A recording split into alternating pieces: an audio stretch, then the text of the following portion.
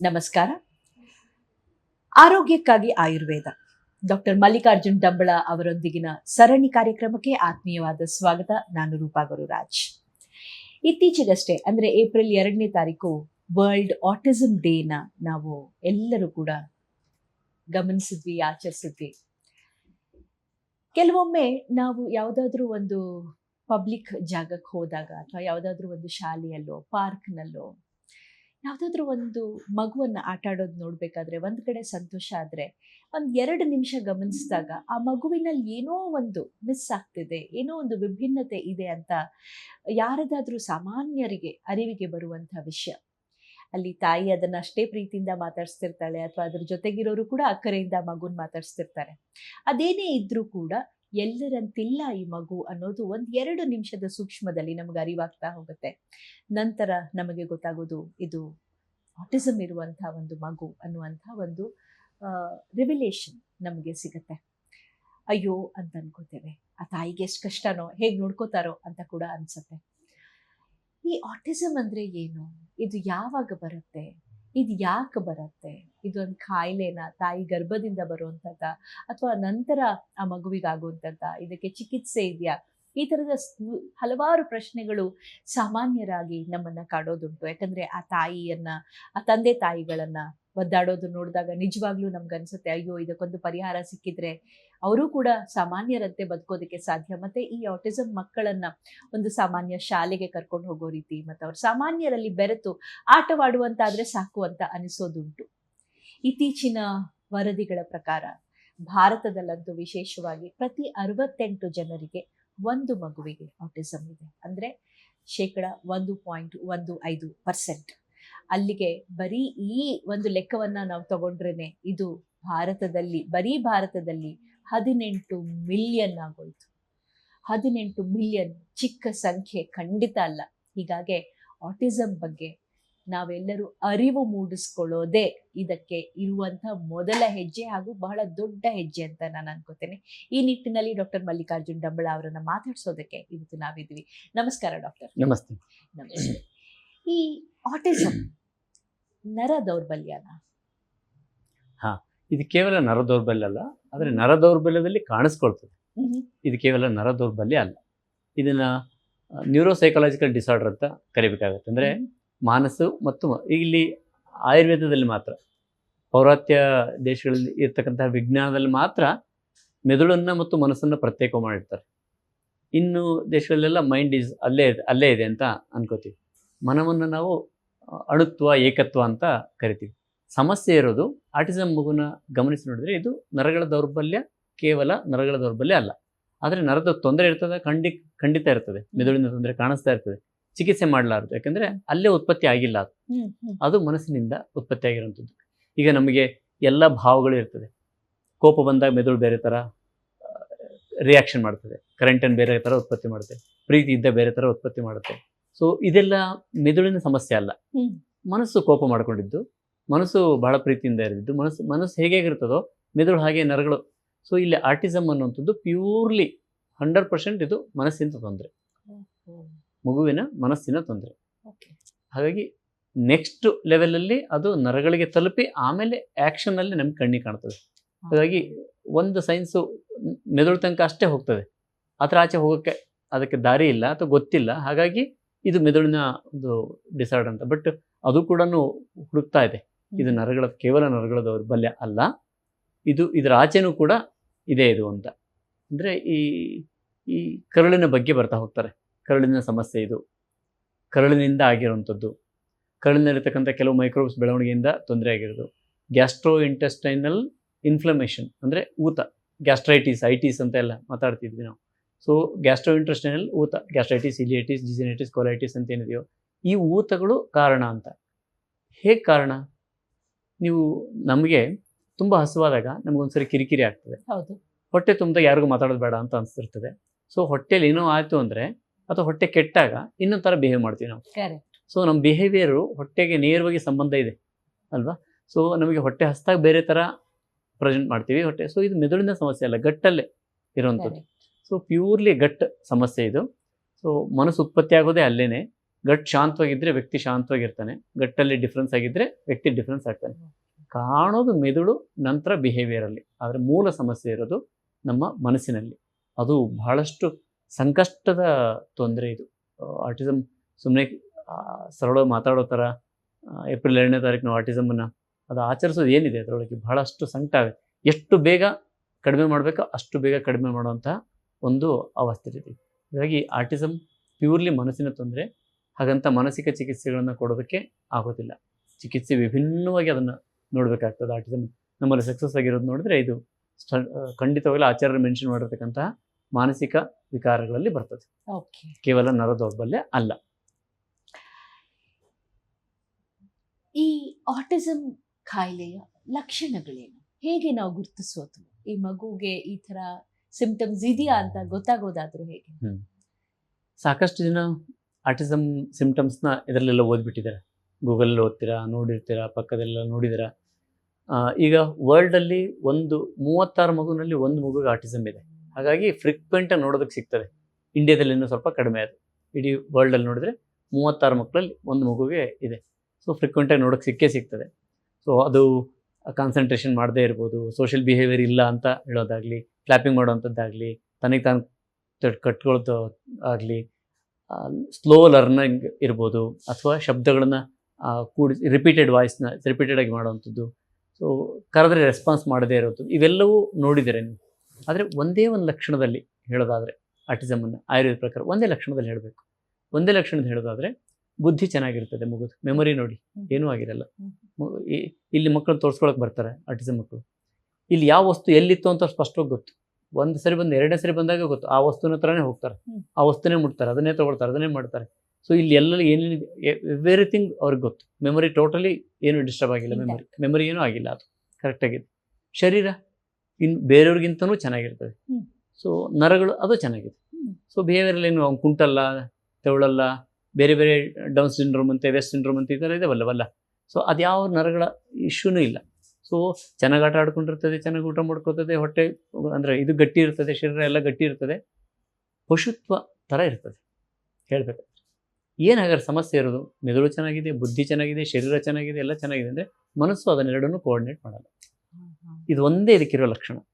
ಮನಸ್ಸು ಯಾವುದಕ್ಕೆ ಕೋಆರ್ಡಿನೇಟ್ ಮಾಡಬೇಕಿತ್ತೋ ಅದನ್ನು ಮಾಡಲ್ಲ ಅಷ್ಟೇ. ಇದೊಂದು ಇದ್ರಿಗೆ 16 ಲಕ್ಷಣಗಳನ್ನು ಹುಡುಕ್ಬೋದು. ಬೇರೆ ಬೇರೆ ಮಗುವಿಗೆ ಬೇರೆ ಬೇರೆ ಥರದ, ಅದು ಯಾವ ಪರಿಸರದಲ್ಲಿ ಹುಟ್ಟಿದೆ, ಯಾವ ಪರಿಸರದಲ್ಲಿ ಹುಟ್ಟಿದೆ ಮಗು, ಏನು ಬೆಳೀತಾ ಇದೆ, ಸುತ್ತಮುತ್ತ ಹೇಗಿದೆ, ನಾವು ತಂದೆ ತಾಯಿ ಹೇಗೆ ಬಿಹೇವ್ ಮಾಡ್ತೀವಿ ಅನ್ನೋದ್ರ ಮೇಲೆ ಬೇರೆ ಬೇರೆ ಲಕ್ಷಣಗಳನ್ನು ವ್ಯಕ್ತಪಡಿಸ್ತಾ ಹೋಗ್ತದೆ. ಇರೋದು 16 ಲಕ್ಷಣಗಳಲ್ಲೇ ಬೇರೆ ಬೇರೆ. ಆದರೆ ಒಂದೇ ಒಂದು ಲಕ್ಷಣದಲ್ಲಿ ಹೇಳೋದಾದರೆ ಮನಸ್ಸು ಬುದ್ಧಿ ಜೊತೆಗೆ ಕೋಆರ್ಡಿನೇಟ್ ಮಾಡಲ್ಲ. ಇದೇ ಅದರ ಲಕ್ಷಣ. ಈಗ ನಿಮಗೆ ಅಥವಾ ನಾವು ಮಾತಾಡ್ತಾ ಇದ್ದೀನಿ, ಈಗ ಒಂದಷ್ಟು ಥಾಟ್ಸ್ಗಳು ಬರ್ತದೆ ಒಳಗಿಂದ. ಪರ, ಪಶ್ಯಂತಿ, ಮಧ್ಯಮ, ವೈಖರಿ ಅಂತ 4 ರೀತಿಯ ಶಬ್ದ ಹೊರಗೆ ಬರಬೇಕು ಅಂದರೆ 4 ಪ್ರೊಸೆಸ್ಸಿಂದ ದಾಟ್ಕೊಂಡು ಬರಬೇಕು. ಪರ ಅಂತ ಮೊದಲನೇದು ನಾಭಿಯಿಂದ ಬರ್ತದೆ ಅಂತ ಹೇಳ್ತಾರೆ. ಅದನ್ನು ನಾಭಿ ಅಂದರೆ ಹೊಕ್ಕಳು ಅಂತ ಅನ್ಕೋಬಾರ್ದು, ಮೆದುಳು ಅಂತಲೂ ಅನ್ಕೊಡೋದಲ್ಲ, ಅದು ಅವ್ಯಕ್ತ ಅವಸ್ಥೆ. ಅದು ಪಶ್ಯಂತಿ, ಮಧ್ಯಮ ಮತ್ತು ವೈಖರಿ ಅಂತ ಇದೆ. ಸೊ ಪರಾಪಶ್ಯಂತಿ ಕಣ್ಣಿಗೂ ಕಾಣಲ್ಲ, ವ್ಯಕ್ತಗಳು ಆಗಲ್ಲ, ಅಲ್ಲಿಂದ ಥಾಟ್ಸ್ ಸ್ಟಾರ್ಟ್ ಆಗ್ತದೆ. ಮಧ್ಯಮದಲ್ಲಿ ಬರೀ ಶಬ್ದ ಉತ್ಪತ್ತಿ, ಪ್ರಾಣಿಗಳು ಶಬ್ದ ಮಾಡ್ತಾವಲ್ಲ ಹಾಗೆ. ವೈಖರಿಯಲ್ಲಿ ಮಾತ್ರ ನಾವು ಯಾವ ಶಬ್ದ ಮಾತಾಡಬೇಕು, ಯಾವುದನ್ನು ಮಾತಾಡಬಾರ್ದು, ಎಷ್ಟು ಮಾತಾಡಬೇಕು, ಎಷ್ಟು ಮಾತಾಡಬಾರ್ದು, ಯಾವ ಕಾಲಕ್ಕೆ ಏನು ಇದೆಲ್ಲ ವೈಖರಿಯಲ್ಲಿ ಹೊರಗೆ ಬರೋ ಅಂಥದ್ದು. ಸೊ ಅದಕ್ಕೆಲ್ಲ ಉತ್ಪತ್ತಿ ಆಗೋದು ಪರ ಅವಸ್ಥೆಯಲ್ಲೇ. ಸೊ ಈ ಶಬ್ದಗಳು ಉತ್ಪತ್ತಿ ಆಗಲಿ, ಇವೆಲ್ಲವೂ ಸ್ಪಷ್ಟವಾಗಿ ಹೇಳಿದ್ರಲ್ಲ. ಈ ಥಾಟ್ಸ್ ಉತ್ಪತ್ತಿ ಏನಾಗುತ್ತಲ್ಲ ಪರಾದಲ್ಲಿ 16 ಥಾಟ್ಸ್ ಇರ್ತದೆ. ನಾವು ಅದನ್ನೆಲ್ಲ ಚಾನಲೈಸ್ ಮಾಡಿ ಯಾವ್ದು ಬೇಕು ಅದನ್ನಷ್ಟನ್ನೇ ಬಿಡ್ತೀವಿ ಹೊರಗೆ. ಎಲ್ರಿಗೂ ಅಷ್ಟೇ ಅಲ್ವಾ, ಥಾಟ್ಸ್ ಒಂದೇ ಸಾಕಷ್ಟು ಬರ್ತವೆ. ಮಗುಗೆ ಲಕ್ಷಗಟ್ಟಲೆ ಥಾಟ್ಸ್ ಬರ್ತದೆ. ಆಟಿಸಮ್ ಇರೋ ಮಗುಗೆ ಯಾವುದನ್ನು ಮಾಡಬೇಕು ಅಂತ ಗೊತ್ತು ಕೂಡ ಆಗಲ್ಲ. ಒಂದು ವಸ್ತುನ ಒಂದು 3 ಸೆಕೆಂಡ್ ನೋಡಿದ್ರೆ ಅದು ಗ್ರಾಸ್ಪ್ ಆಗುತ್ತೆ ಮನುಷ್ಯನಿಗೆ. ಮಗುಗೆ 1 ಸೆಕೆಂಡಲ್ಲಿ ಒಂದು ಥೌಸಂಡ್ಸ್ ಆಫ್ ಇದನ್ನು ಇಮೇಜ್ ಬರ್ತದೆ ಮುಂದೆ. ಫಿಲ್ಮಲ್ಲಿ ಮೊದಲು ನಾವು ಚಿಕ್ಕವರಿದ್ದ ಫಿಲ್ಮಲ್ಲಿ ರೀಲ್ಸ್ ಇರ್ತಾಯಿತ್ತು.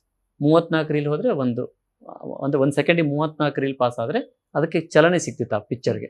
ಅದಕ್ಕೆ ಅವಾಗೆಲ್ಲ ಇರ್ತಿದ್ದಲ್ಲ, ರೀಲೆಲ್ಲ ಇರ್ತಿತ್ತು. ಇದು 34 ಥೌಸಂಡ್ಸ್ ಆಫ್ ಬಂತು ಅಂದರೆ ನೀವು ಏನನ್ನೂ ಮಾಡೋಕ್ಕಾಗಲ್ಲ.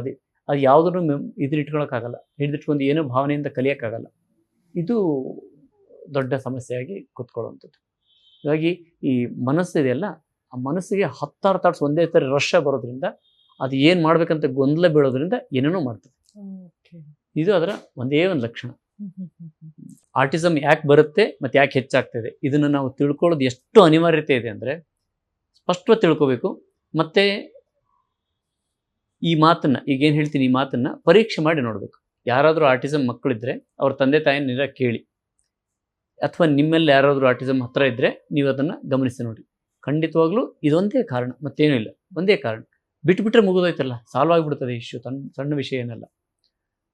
ನಾನು ಆವಾಗಲೇ ಹೇಳಿದೆ ಗಟ್ ಇಶ್ಯೂ ಇದು ಅಂತ, ಕರಳಿಗೆ ಸಂಬಂಧಪಟ್ಟಿದೆ. ಈಗ ಮಾಡರ್ನ್ ಕೂಡ ಅದನ್ನ ಹೇಳ್ತಾ ಇದೆ, ಗಟ್ ಬ್ರೈನ್ ಆಕ್ಸಿಸ್ ಡ್ಯಾಮೇಜ್ ಆಗೋದ್ರಿಂದ ಅಲ್ಲಿ ಹೋಮೋಡೈನಿಕ್ ಇದು ಸಿಕ್ಕಲ್ಲ, ಸೊ ಹಾಗಾಗಿ ಇದಾಗ್ತದೆ ಅಂತ ಹೇಳ್ತಾ ಹೋಗ್ತದೆ. ಸೊ ಇದನ್ನು ಆಚಾರ್ಯ ಯಾವುದೋ ಕಾಲಕ್ಕೆ ಹೇಳಿದ್ದಾರೆ ಗಟ್ ಇಶ್ಯೂ ಅಂತ. ನಾವು ಕರುಳಿಗೆ ಏನನ್ನು ಕೊಡಬೇಕೋ ಅದನ್ನು ಕೊಡಬೇಕು, ಏನನ್ನು ಕೊಡಬಾರ್ದು ಅದನ್ನು ಕೊಡಬಾರ್ದು ಅಂತ.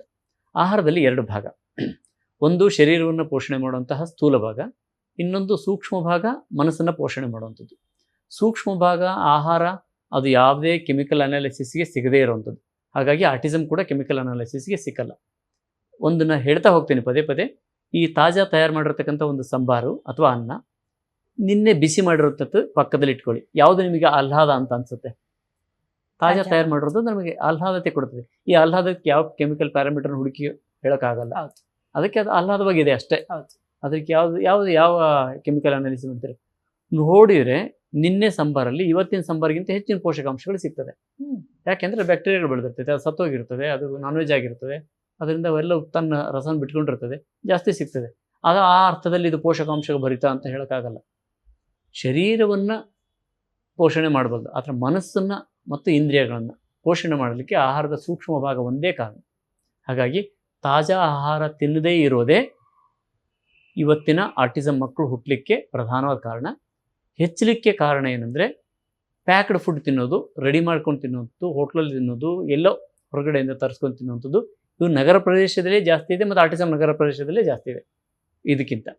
ಸೊ ಇದನ್ನು ಹಿಂದಿನ ದಿನದ ಆಹಾರವನ್ನು ತಿನ್ನುವಂಥದ್ದು, ದೋಸೆ ಇಡ್ಲಿಗಳಾಗಲಿ, ಸಾಂಬಾರು ಉಳಿದಿದ್ದಾಗಲಿ, ಪ್ಯಾಕ್ಡ್ ಬೇಕರಿಲಿರುವಂಥ ಫುಡ್ಗಳಾಗಲಿ, ಇವೆಲ್ಲವೂ ನಾವು ಹಿಂದಿನ ದಿನದ ತಿನ್ನೋದನ್ನು ಯಥೇಚ್ಛವಾಗಿ ರೂಢಿ ಮಾಡ್ಕೊಂಡಿದ್ದೀವಿ. ಆಟಿಸಮ್ ಹೆಚ್ಚುತ್ತಾ ಇದೆ. ಈ ತರ್ಕ ಇದೆಲ್ಲ ಮಾಡೋ ಬದಲು ಫಸ್ಟ್ ಅದನ್ನು ಬಿಟ್ಟಾಕೋದು. ಬಿಟ್ಟ ಮೇಲೆ ಏನು ಪರಿಣಾಮ ಅಂಥೇಳಿ ನಮ್ಮ ಶ್ರೀಪಾ ಚಾನಲ್ ವಿಡಿಯೋದಲ್ಲಿ ಒಂದಷ್ಟು ಹುಡುಕಿದ್ರೆ ಒಂದು ಮಗುದು ನಾನು ಉದಾಹರಣೆ ಹೇಳೋಕ್ಕೆ ಇಷ್ಟಪಡ್ತೀನಿ. ಏನು ಮೆಡಿಸಿನ್ ಮಾಡೋಕ್ಕೆ ಹೋಗಲಿಲ್ಲ ಫಸ್ಟ್ ಟೈಮ್ ಬಂದಾಗ. 45 ದಿನ ಈ ಮಗುಗೆ ತಾಜಾ ಆಹಾರ ಕೊಡ್ತಾ ಬನ್ನಿ, 3 ಹೊತ್ತು ತಾಜಾ ಆಹಾರ ತಯಾರು ಮಾಡ್ಕೊಡೋಕೆ ಮತ್ತೇನೂ ಕೊಡಬಾರ್ದು ಅಂತ. 45 ಡೇಸಲ್ಲಿ ಮಗು ಸೆಂಟೆನ್ಸ್ ಮಾತಾಡೋಕ್ಕೆ ಸ್ಟಾರ್ಟ್ ಆಗಿತ್ತು. ಏನೂ ಬರ್ತಿರ್ಲಿಲ್ಲ. ಆ ತಾಯಿಗೆ ಆಗೋ ಸಂಭ್ರಮಕ್ಕೆ, ಅಳುಗೆ ಅದನ್ನು ಎಕ್ಸ್ಪ್ರೆಸ್ ಮಾಡೋಕ್ಕಲ್ಲ. ನನ್ನ ಮಗ ಮುಗೀತು ಜೀವನ ಅಂದ್ಕೊಂಡಿದ್ದೆ ನಾನು. ಕಲ್ಲು ಕೂತಂಗೆ ಕೂತಿರ್ತಿದ್ದ, ಒಂದು ಕಡೆ ಎಲ್ಲೋ ನೋಡ್ಕೊಂಡು ಸುಮ್ಮನೆ ಇರ್ತಿದ್ದ. 6 ವರ್ಷ ಮಗುಗೆ, 6ನೇ ವರ್ಷದಲ್ಲಿ ಕಲ್ಲು ಕೂತಂಗೆ ಸುಮ್ಮನೆ ಒಂದು ಕಡೆ ನೋಡ್ಕೊತಾ ಕೂಡ್ತಾ ಇದ್ದ. ಸೆಂಟೆನ್ಸ್ ಅವನು ವಿಡಿಯೋದ ಕೂಡ ತಗೊಂಡೆ ಆ ಮಗುನ ಏನು ಮಾತಾಡ್ತಾನೆ ಅಂತ. ಮಗು ವಿಡಿಯೋ ಎಷ್ಟು ಮಾತಾಡಿದೆ ಅಂದರೆ, ನನ್ನ ಅಜ್ಜ ಸಿಗರೇಟ್ ಸೇರ್ತಾನೆ, ಬೇಡ ಅಂತ, ಒಳ್ಳೇದಲ್ಲ ಅಂತ ಹೇಳಿದರೆ ಬಿಡಲ್ಲ. ಇದು 2ನೇ ವಿಸಿಟಲ್ಲಿ ಬಂದಾಗ ಮಗು ಮಾತಾಡಿರೋ ಮಾತು ಅಂದರೆ ಅದಕ್ಕೆ ಥಾಟ್ಸ್ ಇದೆ, ಎಕ್ಸ್ಪ್ರೆಸ್ ಮಾಡಲಾಗ. ಥೌಸಂಡ್ಸ್ ಆಫ್ ಥಾಟ್ಸ್ ಒಂದೇ ಸರಿ ಬರ್ತದಲ್ಲ. ಜಸ್ಟ್ 45 ಡೇಸಲ್ಲಿ ತಾಜಾ ಆಹಾರ ಕೊಡೋಕ್ಕೆ ಹೇಳಿತು.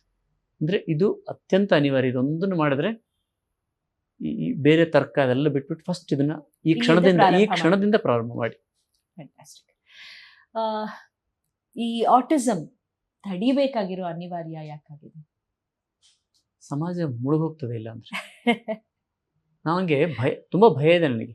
ಆಫ್ಟರ್ 10 ಇಯರ್ಸ್, ಆಫ್ಟರ್ 20 ಇಯರ್ಸ್ ಆಟಿಸಮ್ಗಳ ಸಂಖ್ಯೆ 1/3 ಹಿಂಗೆಲ್ಲ ಆಗಕ್ಕೆ ಸ್ಟಾರ್ಟ್ ಆಯಿತು ಅಂದರೆ, ನೀವು ಸಮಾಜ ಅವ್ರನ್ನ ಸಾಕಬೇಕಾ ಅಥವಾ ಅವರ ಅಪಾಯಗಳನ್ನು ತಪ್ಪಿಸ್ಕೊಳ್ಳೋಕೆ ಇರಬೇಕಾ?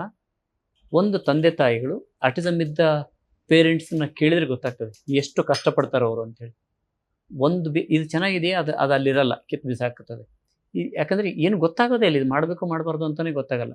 ಇಂತಹ ಒಂದು ಅವಸ್ಥೆಯಲ್ಲಿ ಸಮಾಜಕ್ಕೆ ಮುಗೋಗಿ ಬಂದರೆ ಏನು ಮಾಡಬೇಕು ಏನು ಮಾಡಬಾರ್ದು ಅಂತ ಗೊತ್ತಿಲ್ಲ ಅಂತಾದರೆ ಸಮಾಜ ಎಷ್ಟು ಬೇರೆ ಮಾಡಬೇಕಾಗತ್ತೆ. ಹೌದು, ಜ್ಞಾನ ಏನಾಗುತ್ತೆ? ಇನ್ನೊಬ್ಬರೆಷ್ಟು ಆತ್ಮರಕ್ಷಣೆಗೆ ಇನ್ನೊಬ್ಬರೆಷ್ಟು ಹೊಡೆದಾಡ್ಬೇಕಾಗತ್ತೆ. ಅದಕ್ಕೆ ಚಾಕು ಹಿಡ್ಕೊಂಡ್ರೆ ಏನು ಮಾಡ್ತದೆ ಗೊತ್ತಿಲ್ಲ, ಗನ್ ಹಿಡ್ಕೊಂಡ್ರೆ ಏನು ಮಾಡ್ತದೆ ಗೊತ್ತಿಲ್ಲ, ಇದನ್ನು ರೋಡ್ ಕ್ರಾಸ್ ಮಾಡೋಕ್ಕೆ ಗೊತ್ತಿಲ್ಲ, ಬಸ್ ಹೆಂಗೆ ಹತ್ತಬೇಕು ಗೊತ್ತಿಲ್ಲ. ಏನಾಗುತ್ತೆ ಮುಂದೆ ಅದರ ಪರಿಣಾಮ ಏನಾಗುತ್ತೆ? ಅತ್ಯಂತ ಅನಿವಾರ್ಯ ಅವಸ್ಥೆಯಲ್ಲಿದ್ದೀವಿ. ಇಲ್ಲ ಒಂದು ಆ ಮಕ್ಕಳಿಗೆ ತೊಂದರೆ ಆಗೋದು ಒಂದಾದರೆ, ಆ ಮಕ್ಕಳಿಂದ ಪೇರೆಂಟ್ಸ್ ಎಷ್ಟು ತೊಂದರೆ ಅನುಭವಿಸೋರು ನಾಳೆ ಸಮಾಜನೇ ಅನುಭವಿಸುತ್ತೆ. ಹೌದು, ನನಗಿಲ್ಲ, ನನ್ನ ಮನೇಲಿಲ್ಲ ಅಂತ ಅನ್ಕೋಬೋದು. ನಾಳೆ ನನ್ನ ಮಗು ಆಟಿಸಮ್ ಇರೋವಂಥ ಮಕ್ಕಳ ಜೊತೆಗಿದ್ದಾಗ ಇದಕ್ಕದು ಹೊಡೆದಾಕತ್ತೆ, ಬಡ್ದಾಕತ್ತೆ, ಅದಕ್ಕೆ ಗೊತ್ತಿಲ್ಲ ಪಾಪ. ಸೊ ಗೊತ್ತಿಲ್ಲದೆ ಮಾಡೋವಂಥ ಇದಕ್ಕೆ ಅಪರಾಧ ಅನ್ನೋಕ್ಕಾಗಲ್ಲ. ಏನಂತ ಹೇಳ್ತೀರಾ? ಸೊ ಸಮಾಜ ಸ್ವಸ್ಥವಾಗಿ ಬದುಕಬೇಕಂದ್ರೆ ತುಂಬ ಅನಿವಾರ್ಯತೆ ಇದೆ. ಇವತ್ತು ಆಟಿಸಮನ್ನು ನಾವು ಟ್ರೀಟ್ಮೆಂಟ್ ಮಾಡ್ಕೊಳ್ದೇ ಇದ್ದರೆ, ಹೀಗೆ ಬಿಟ್ಟರೆ ಸೊಸೈಟಿ ತುಂಬ ಡ್ಯಾಮೇಜ್ ಆಗುತ್ತೆ. ಹಾಗಾಗಿ ಆಟಿಸಮ್ನ ಚಿಕಿತ್ಸೆ ಮಾಡೋದಕ್ಕೆ ಹೋಗೋದಕ್ಕಿಂತ ಮೊದಲು ತಡಿಬೇಕು. ಈ ಕ್ಷಣಕ್ಕೆ ನಮ್ಮ ಮನೇಲಿ ಒಂದು ಆಟಿಸಮ್ ಮಗು ಹುಟ್ಟಲಿಲ್ಲ ಅಂದರೆ ದೊಡ್ಡ ಕಾಂಟ್ರಿಬ್ಯೂಷನ್ ನಿಮ್ಮ ಕುಟುಂಬಕ್ಕೂ ದೇಶಕ್ಕೂ. ಖಂಡಿತ ಖಂಡಿತ ಹೌದು ಡಾಕ್ಟರ್. ದೊಡ್ಡ ಕಾಂಟ್ರಿಬ್ಯೂಷನ್. ನಿಜಕ್ಕೂ ಕೂಡ ಇದನ್ನ ನಾವು ಎಲ್ಲರೂ ಕೂಡ ಗಮನಿಸಬೇಕಾದ ಅಂಶ. ಮೊದಲು ಅದಕ್ಕೆ ನಾವು ಪರಿಹಾರ ಹುಡುಕೋದಕ್ಕಿಂತ ಮುಂಚೆ ಮೊದಲು ತಡಿಬೇಕು. ಅದು ಇದು ಇವತ್ತಿನ ಅತ್ಯಂತ ಗಮನ ಹರಿಸಬೇಕಾದಂಥ ವಿಷಯ. ಹಾಗೆ ಈ ತಡೆಯೋದಕ್ಕೆ ಇರುವಂಥ ಪರಿಹಾರಗಳೇನು? ಚಿಕಿತ್ಸೆ ಅಂತ ಖಂಡಿತ ಇದೆ. ಹೌದು. ಬೇರೆ ಎಲ್ಲ ಚಿಕಿತ್ಸೆಗಿಂತ ಆಯುರ್ವೇದ ಅದ್ಭುತವಾದ ಚಿಕಿತ್ಸೆ ಇದೆ. ಆ ಚಿಕಿತ್ಸೆ ಪಾರ್ಟನ್ನು ನಾವು ಚಿಕಿತ್ಸೆ ಮಾಡೋದಕ್ಕೆ ವಿಭಿನ್ನವಾಗಿ ಅದನ್ನ ಚಿಕಿತ್ಸೆ ಇದೆ. ಅಂದ್ರೆ ಮನಸ್ಸು ಯಾವ ಹಂತದಲ್ಲಿ ಸಿಕ್ಕಾಕೊಂಡಿದೆ ಅಂತ ಅದೊಂದು ಥೌಸಂಡ್ಸ್ ಆಫ್ ಹಂತಗಳಿದೆ. ಮನಸ್ಸಿಗೆ ಒಂದೇ ಹಂತ ಅಂತಿಲ್ಲ. ಕಾಯಗಳು ಅಂತ ಕರಿತೀವಿ ನಾವಿಲ್ಲಿ. ಗಂಧರ್ವಕಾಯ, ದೇವಕಾಯ, ಮನುಷ್ಯಕಾಯ, ರಾಣಿಕಾಯ, ರಾಕ್ಷಸಕಾಯ, ಹೀಗೆಲ್ಲ ಕಾಯಗಳು ಅಂತಿದೆ. ಕಾಯ ಅಂದ್ರೆ ಒಳಗೆ ನಾವೇನು ಬಿಹೇವ್ ಮಾಡೋದಕ್ಕೆ ಒಬ್ರು ಇದೀವಲ್ಲ, ಈ ಶರೀರ ಏನು ಕಾಯ ಅಲ್ಲ, ಅದು ಬಿದ್ದೋಯ್ತು ಅಂದ್ರೆ ಬಿದ್ದೋಗಿರುತ್ತೆ. ಅದು ಒಳಗೊಬ್ರು ಇದ್ಕೊಂಡೆ ಅಲ್ಲಿ ಕೈ ಮಾತಾಡೋದು ಮಾಡೋದು. ಇದಕ್ಕೆ ಚಿಕಿತ್ಸೆ ಮಾಡುವಂಥ ಹಂತ ಬಹಳಷ್ಟು ವಿಭಿನ್ನವಾಗಿದೆ. ಅದನ್ನು ನಾವು ಚರ್ಚೆ ಮಾಡೋಣ. ಆದರೆ ಮೊಟ್ಟ ಮೊದಲ ಚಿಕಿತ್ಸೆ ಏನಂತಂದರೆ ಈಗ ಆಹಾರದಲ್ಲಿ ಬದಲಾವಣೆ ಮಾಡ್ಕೊಳ್ಳುವಂಥದ್ದು. ಎರಡನೇದು, ಆಟಿಸಮ್ ಇರುವಂತಹ ಪೇರೆಂಟ್ಸ್ ಯಾರಿದ್ದೀರಲ್ಲ, ಈ ಪೇರೆಂಟ್ಸು ಒಂದಷ್ಟು ಅವೇರ್ನೆಸ್ಸನ್ನು ನೆಕ್ಸ್ಟ್ ಗರ್ಭಿಣಿಯರಿಗೆ ಗರ್ಭಿಣ ಧಾರಣೆ ಮಾಡಬೇಕು ಅಂತ ಯಾರಿದ್ದಾರೋ ಅವ್ರಿಗೆ ಕೊಡಬೇಕು. ಇದು ಮೊದಲು ಮಾಡಬೇಕಾಗಿರೋ ಕೆಲಸ. ಯಾಕಂದರೆ ಹೇಗೋ ಒಂದು ಮಗು ಬರೋದಲ್ಲ. ನಾವೊಂದು ಪೆನ್ ತರಕ್ಕೆ ಹೋದರೆ ಶಾಪಲ್ಲಿ 10 ರೂಪಾಯಿ ಪೆನ್ಗೆ ಈ ಪೆನ್ ಬೇಡ, ಈ ಪೆನ್ ಬೇಡ, ಇದು ಬೇಡ, ಇದು ಇರಲಿ ಅಂತ ತೊಗೊಂಡ್ಬರ್ತೀವಿ. ಮಗುನ ಆಕ್ಸಿಡೆಂಟ್ಲಿ ಕರ್ಕೊಂಬಂದ್ಬಿಡೋದ, ಏನೂ ಪ್ರಿಪ್ರೇಷನ್ ಇಲ್ದೇನೆ. ಸೊ ಈ ಪ್ರಿಪ್ರೇಷನ್ ಇಲ್ಲದೆ ಕರ್ಕೊಂಬರೋದಕ್ಕೆ ಇಷ್ಟ ಆಗ್ತಾ ಇರೋದು. ಹಾಗಾಗಿ ಗರ್ಭ ಸಂಸ್ಕಾರ ಇಲ್ಲದೇನೆ ಒಂದು ಮಗುನ ಮಾಡ್ಕೋಬಾರ್ದು. ಆಟಿಸಮ್ ಇರೋವಂಥ ಪೇರೆಂಟ್ಸು ಒಂದು ಮಗು ಇದೆ ಈಗ ಅಂದರೆ ಎರಡನೇ ಮಗು ಮಾಡ್ಕೊಳ್ಳೋಕೆ ತುಂಬ ಭಯ ಪಡ್ತಾರೆ ಅವರು. ಈ ಥರ ಮಗು ಇದೆ ಅನ್ನೋ. ಸೊ ಖಂಡಿತವಾಗ್ಲೂ ಭಯ ಪಡಬಾರ್ದು. ನೆಕ್ಸ್ಟ್ 1-1.5 ವರ್ಷದೊಳಗೆ ಇನ್ನೊಂದು ಮಗು ಮಾಡ್ಕೊಳ್ಳೇಬೇಕು. ಗರ್ಭ ಸಂಸ್ಕಾರಕ್ಕೆ ಹೋಗಿ ಇದು ಮಾಡ್ಕೋಬೇಕಾಗಿರೋ ಕೆಲಸ. ಯಾಕಂದರೆ ಎರಡನೇ ಮಗು ತುಂಬ ನಾರ್ಮಲ್ ಆಗಿ, ಮತ್ತು ನಮ್ದು ನಾರ್ಮಲ್ ಅಲ್ಲ, ಅದು ತುಂಬ ಗರ್ಭ ಸಂಸ್ಕಾರ ತೊಗೊಂಡ್ರೆ ಅದು ಸೂಪರ್ ನಾರ್ಮಲ್ ಬೇಬಿ. ಆ ಥರ ಬೇಬಿ ಬಂತಂದರೆ ಈ ಮಗು ಅದನ್ನು ಫಾಲೋ ಮಾಡಿಬಿಡ್ತದೆ. ಒಂದು ಮಗು ಏನು ಬೇಡ ಬೇಡ ನಮಗೆ ಅಂತ ಅಂದ್ಕೊಳ್ಳೋದ್ಕಿಂತ ನೀವು ಆ ಮಗು ಜೊತೆ ಮಗುವಾಗಿ ಎಲ್ಲ ಟೈಮಲ್ಲಿ ಇರೋಕ್ಕಾಗಲ್ಲ. ಇನ್ನೊಂದು ಮಗು ಅದನ್ನು ಕ್ಯಾರಿ ಮಾಡ್ಕೊಂಡು ಹೋಗ್ತದೆ. ಸೊ ನೀವು ಚಿಕಿತ್ಸೆ ಮಾಡೋದಕ್ಕೆ ಇನ್ನೊಂದು ಮಗು ಬೇಕು. ಯಾರು ಮಗು ಕರ್ಕೊಂಬರ್ತೀರ? ನಮ್ಮನೆ ಮಗುನೇ ಬೇಕು. ಗರ್ಭ ಸಂಸ್ಕಾರ ಪಡ್ಕೊಂಡು ಮಕ್ಕಳನ್ನ ಪಡ್ಕೊಂಡ್ಬಿಟ್ರೆ ಅಣ್ಣ ತಮ್ಮ ಅಕ್ಕ ತಂಗಿ ಯಾರೋ ಇರಲಿ ಕನ್ಸರ್ನ್ ಇರ್ತದೆ, ಇದು ಅದನ್ನು ಕ್ಯಾರಿ ಮಾಡ್ಕೊಂಡು ಕರ್ಕೊಂಡು ಹೋಗ್ತದೆ. ಹಾಗಾಗಿ ಮೊದಲು ಮಾಡಬೇಕಾಗಿದ್ದು, ಯಾರಾದರೂ ಗರ್ಭಿಣಿಯರು ಅಥವಾ ಕಪಲ್ ನಾವು ನೆಕ್ಸ್ಟ್ ಬೇಬಿ ಮಾಡ್ಕೋಬೇಕಂದ್ರೆ ಫಸ್ಟು ಗರ್ಭ ಸಂಸ್ಕಾರಕ್ಕೆ ಮೋಟಿವೇಟ್ ಮಾಡೋದು. ನೀವು ಮೊದಲು ಎರಡನೇ ಮಗುವನ್ನ ಗರ್ಭ ಸಂಸ್ಕಾರ ತಗೊಂಡೇ ಎರಡನೇ ಮಗುವಿಗೆ ಪ್ಲ್ಯಾನ್ ಮಾಡೋದು. ಇದು ಮೊದಲು ಮಾಡಬೇಕಾಗಿರೋ ಎಲ್ಲಿ ಮಾಡಬೇಕಾಗಿರೋ ಪ್ರೈಮರಿ ಇದು ಕೆಲಸ. ಬಹಳ ಉತ್ತಮವಾದ ಮಾಹಿತಿ ಸಿಗ್ತಾ ಇದೆ ನಮಗೆ ಆಟಿಸಮ್ ಬಗ್ಗೆ. ಖಂಡಿತ ಈ ಬಗ್ಗೆ ಇನ್ನೂ ಸಾಕಷ್ಟು ಚರ್ಚೆ ಮಾಡೋದಿದೆ, ಸಾಕಷ್ಟು ತಿಳ್ಕೊಳ್ಳೋದಿದೆ. ಮುಂದಿನ ಹಂತಗಳಲ್ಲಿ ಈ ಆಟಿಸಮ್ ಬಗ್ಗೆ ಚಿಕಿತ್ಸೆ ಏನು ಮತ್ತು ಇದನ್ನು ಹೇಗೆ ಪ್ರಾರಂಭ ಮಾಡ್ಬೋದು. ಈಗಾಗಲೇ ಕೆಲವು ಮಕ್ಕಳು ಇದ್ದಾರಲ್ವ ನಮ್ಮ ನಡುವೆ, ಅವರನ್ನು ಕೂಡ ನಾವು ಒಂದು ನಾರ್ಮಲ್ ಸ್ಟ್ರೀಮಿಗೆ ತರಲೇಬೇಕು. ಅವ್ರಿಗೂ ಒಂದು ಸಾಮಾನ್ಯ ಜೀವನ ಸಿಗಲೇಬೇಕು. ಹಾಗಾದರೆ ಡಾಕ್ಟರ್ ಹೇಳೋ ಪ್ರಕಾರ ಆಯುರ್ವೇದದಲ್ಲಿ ಇದಕ್ಕೆ ಖಂಡಿತ ಭರವಸೆಯ ಚಿಕಿತ್ಸೆ ಇದೆ. ಮತ್ತು ಇದನ್ನು ತಡೆಯೋದಕ್ಕೂ ಕೂಡ ಒಂದೊಳ್ಳೆ ಗರ್ಭ ಸಂಸ್ಕಾರದ ಬಗ್ಗೆ ಅವ್ರು ಮಾತಾಡಿದ್ರು. ಮತ್ತು ಮತ್ತೊಂದು ಮಗುವನ್ನು ಮಾಡ್ಕೊಳ್ಳೋದ್ರ ಮೂಲಕ ಫಾಲೋ ದ ಲೀಡ್ ಅಂತ ಹೇಳ್ತಾರಲ್ಲ, ಆ ಮಗುವಾಗಿ ಜೊತೆಯಾಗಿದ್ದು, ಆಟಿಸಮ್ ಅಂದರೆ ಸ್ವಲ್ಪ ಹಿಂದುಳಿದ ಮಗುವನ್ನು ಕೂಡ ತುಂಬ ಪ್ರೀತಿಯಿಂದ ಕೈ ಹಿಡಿದು ಕರ್ಕೊಂಡು ಹೋಗುತ್ತೆ. ಇದಕ್ಕೆ ತುಂಬ ಮುಖ್ಯವಾಗಿ ಗರ್ಭ ಸಂಸ್ಕಾರ ಮಾಡ್ಕೋಬೇಕು ಅನ್ನುವಂಥ ಒಂದು ಕಿವಿ ಮಾತನ್ನು ಹೇಳಿದ್ದಾರೆ. ಇದರೊಟ್ಟಿಗೆ ಇವತ್ತಿನ ಈ ಆಟಿಸಮ್ ಬಗೆಗಿನ ಸರಣಿಯ ಮೊದಲ ಕಾರ್ಯಕ್ರಮವನ್ನು ಮುಗಿಸ್ಕೊಡ್ತಾ ಇದ್ದೇನೆ. ಮತ್ತೆ ಸಿಗ್ತೀನಿ ಮುಂದಿನ ಕಾರ್ಯಕ್ರಮದಲ್ಲಿ. ಆಟಿಸಮ್ ಬಗ್ಗೆ ನೀವೆಲ್ಲರೂ ತಿಳಿದುಕೊಳ್ಳಲೇಬೇಕಾದ ಮತ್ತಷ್ಟು ಗಂಭೀರ ವಿಷಯಗಳು ಮತ್ತೆ ಪರಿಹಾರಗಳು ನಿಮಗಾಗಿ ಕಾಯ್ತಾ ಇದೆ. ನಮಸ್ಕಾರ.